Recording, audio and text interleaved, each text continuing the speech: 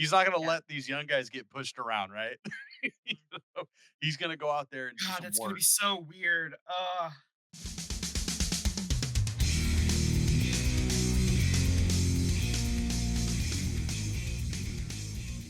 Hockey talk.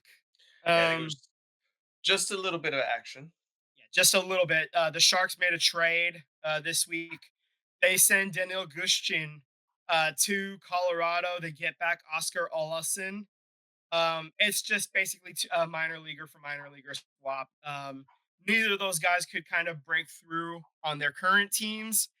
So it's you hope for fresh, fresh start for both of them. And if they break through, great. If they don't, whatever. I kind of wanted to just briefly look through uh, some of the I was looking through some of the misses on Doug Wilson's time as GM, and woof. Uh, 2020 draft class. The biggest name that he had in there was Thomas Bordelot in the second round. Thomas Bordelot was okay. He got traded to New Jersey because he couldn't quite crack the lineup. He kept bouncing up and down. He was mostly down with the Barracuda this last year. He's getting a fresh start as well. Ozzy Wiesblatt, he ended up getting traded as well. He was the first round pick in 2020. Um, yeah, and then I just see a whole bunch of guys that in 2020 don't even remember. 2019, uh, I don't remember those names. Santeri Hataka in the sixth round. Yeah, no. 2018, Ryan Merkley. There's a name. Jasper Weatherby. There's a name I haven't heard in a while. John Leonard in the sixth round. That's Wow. a guy. I mean, those are the names of guys that I remember getting called up very ever so briefly. Um, so the last like 3 years or so of Doug Wilson's tenure, the scouting department, at least for the college for the draft, didn't do so well. So it doesn't surprise me that Mike Grier cleared house. So especially when you miss on the first round picks, and the second round picks, you can't miss on those. Uh, Anybody from the third round down, we've talked about it before, makes sense. Like those guys are hit and misses. You're gonna have more misses than hits anyway. Totally expected. Those are lotto tickets, you know.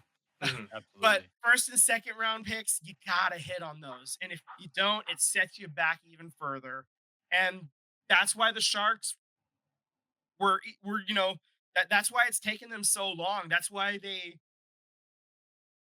took them 3 years before they even admitted that they were going to have to be in a rebuild before they were actually started to rebuild. It's just it was disappointing, but they Well, they they had did pull the bad trigger. contracts, And they had a bad minor system, yeah, like, they had bad to rip it salary cap down to the situation. studs, and that Yeah. includes the scouting department, man. And but they did do it, and we're it looks like we're on the other side now. And I think that's thank something in a rebuild goodness. people don't understand is, like, a new GM comes in. Yeah, some staff carries over. I'm sure there's, like, some scouting people that carry it over somewhat from the old regime to the new one, but I think for the most part, Mike Grier tore this every single department down and rebuilt it. Yeah, You know, so yeah. it took a while. I something that's not on our list, but I did just see, like, this is another thing just for hockey related. They announced the miles traveled for every team this year. Okay. So Edmonton is going to be leading the league in miles traveled. Over 54,000 miles, 54,426. Okay. Uh, Next on the list, because of an international game in Stockholm, Sweden, is actually the Pittsburgh Penguins, Mm. Wow. 54,088. Dallas has 50,000, and then the Sharks are fourth, 50,346. Um, and then in terms of fewest miles traveled this season, New York. uh, it's the New York Islanders. That's right. Yeah, I mean that's about right. 28,000. Twenty-eight That's about thousand right. miles. Yeah. Toronto has 32,000, Buffalo 32,000, Detroit 33, New Jersey 34, Montreal 35, Columbus 35, Carolina 35. The New York Rangers are actually they have almost 41,000 miles to travel this year. So that's a little interesting. And it's just, it's not just where you have to go, it's the order in which you go, right? Mhm. Because of, how the road trips end up breaking out. Uh yeah. So that's fun. Um Well, I'm excited to see, what Dickinson's going to be on the team most likely. Probably starting off as a third or second liner. I don't think he breaks the second line to be honest with you, but I'd say maybe third or fourth liner to start him off there. I'm excited to see that happen. Obviously, I want to see Hao Shi Wang. I want to see where his development is, and obviously, of course, I want to see Misa. So, yeah. It just staying at sounds this like Hao draft Shi class. Wang Yeah, I last He's I gonna heard, be a while. I think Hao Shi Wang's going to college actually for a year, I Yeah. think. yeah, yeah. So Well, good that's what I'm for saying. I him. want to see what his development's going to be like. And again, he's no guarantee he's going to make the roster at all, but Mhm. exciting news nonetheless.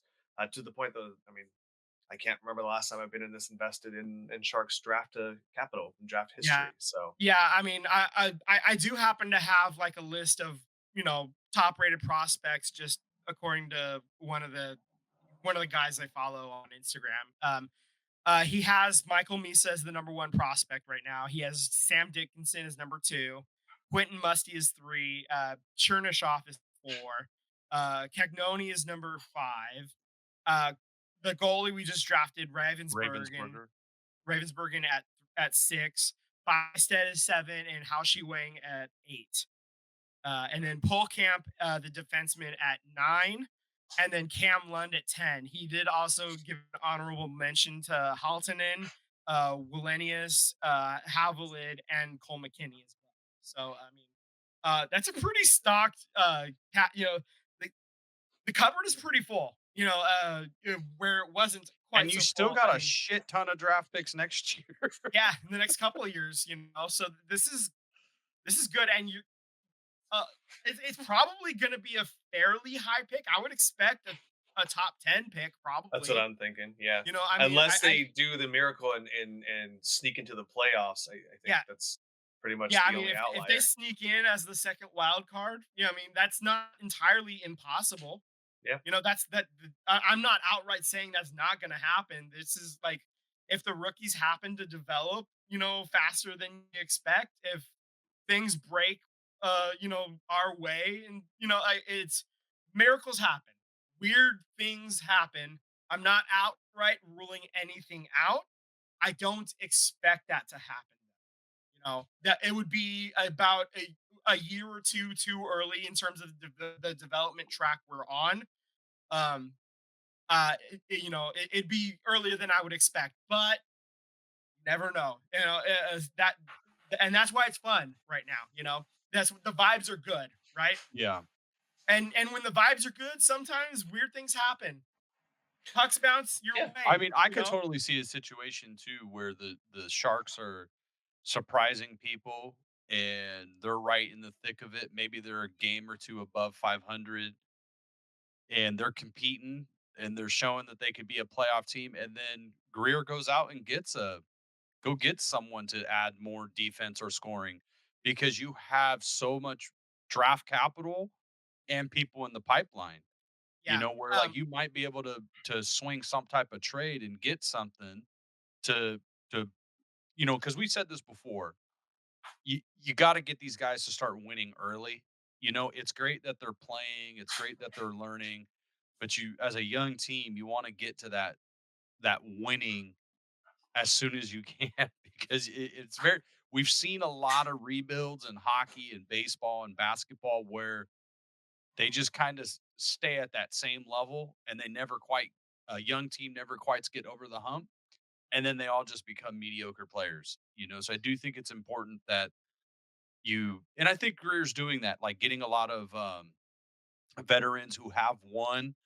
They traded for, we didn't talk about it that much. They made it the trade for the big dude. He's not really a scorer, not really going to show up in the stats, but Ryan he ain't Reeves. gonna, Yeah. was it Ryan Reeves. Reeves. Ryan Reeves? Like, he's not gonna Yeah. let these young guys get pushed around, right? You know, he's gonna go out there and do God, some that's gonna work. be so weird. I have a Having to question cheer before we for that guy. sign off here. Okay, Yeah, uh, I'm excluding defense just because I feel like that's still kind of up in the air for it's us a as work far in as like, progress. I don't think the defense is there, and that's why I think we're still gonna be yeah, bad. But yeah, what is your top line and your second line for your center, right, and left wing? Now, remember, obviously, Macklin's probably going to be your top wing. I'll give you that one in your little bonus bingo card. But you've got Will Smith, you've got William Eklund, you've got Tyler Toffoli, and you've got Jeff Skinner. I'm not even counting if Misa even makes the team as I far as I like can think be on the team. I think Misa is on the team. I think Misa is in there in that mix. So what's your So top line and what's your second line? I'm gonna have uh at least for now, I'm gonna have my centers are going to be Macklin and Will Smith, and then Misa's gonna be playing on the wing at Okay, least to start. that's With your first line. that's my so I'm gonna have Misa, Macklin, and Toffoli. Okay, Uh, okay, that's my first line, and then Will Smith will be my second line center uh, with Skinner and whoever else. I don't. Eklund. Yeah, probably Eklund. Yeah, at least to start, and then eventually the goal is to have Misa be the second line center. That's the eventual goal. That's what I want to see eventually happen. But I think to start, I think it's easier to get him acclimated to the NHL as a winger I than think that's what they did with Will because Smith, right? Like, that he yeah, was, they it's put a him little at more wing. responsibility Yeah, as a center, and so just to give the more responsibility to somebody that's already been at the NHL level.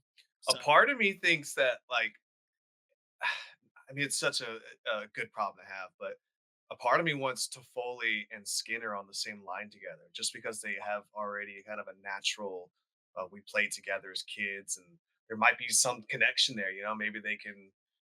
I don't know, be like the Sedin twins and just know where each one's going to be at all times. You know what I mean? Since they've already played together when they were kids. So I don't know. I kind of want to experiment with that too. I want to see what it'd be that's a like. sweet So story. yeah, no, it's a good problem to have. Really good problem. But yeah, definitely. Absolutely. Misa, yeah, man, don't go to college. I mean, do go to college if you want to get a yeah. degree, You know but what? don't go to college because it's not going Ah, to help fuck your. that. Go to the You know what? Sharks. No. You know what? Here we go. Here we go. Here we go. To get to Foley and Skinner on the same line, you put them on the second line, and you put Eklund up at the Okay, top line with Celebrini, and then okay, then you have Misa. You know what? Screw it. Maybe Misa is just your second line you and center, and then you have Toffoli. You have the two veterans alongside the rookie. Maybe that's how you make it work. Maybe that's how you make it work with Misa as the center.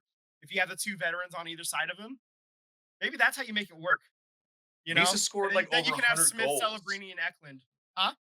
Misa scored like over 100, or at least he had over 150 points or something like that, right? Something Yeah. crazy. He had I don't know, something like a very nice 69 goals or something like that at the OHL level or something like ridiculous. I don't know, but yeah. So yeah, maybe that's how you make it work. Is you have the two veterans, veteran wingers on either side of them, with Toffoli and Skinner, and then you have on your first line. That's how you have Eklund and Smith and Celebrini as Oh your my gosh, first line. I forgot. Musty's probably gonna wind his way up on And the team at the end. Musty's gonna, Yeah. Jeez. And then You know, Colin Graff I too. think, well, Colin Graff probably starts the team, starts off on the Sharks, and Musty probably starts off down at the Barracuda, but like is knocking on the door, and like that Oh, that first injury or the first person to get sent down, like Musty is the first one up. I think is probably that's my prediction.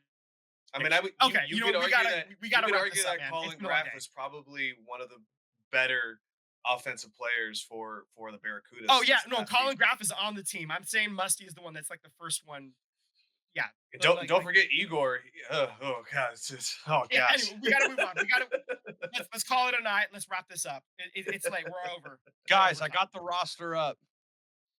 Okay.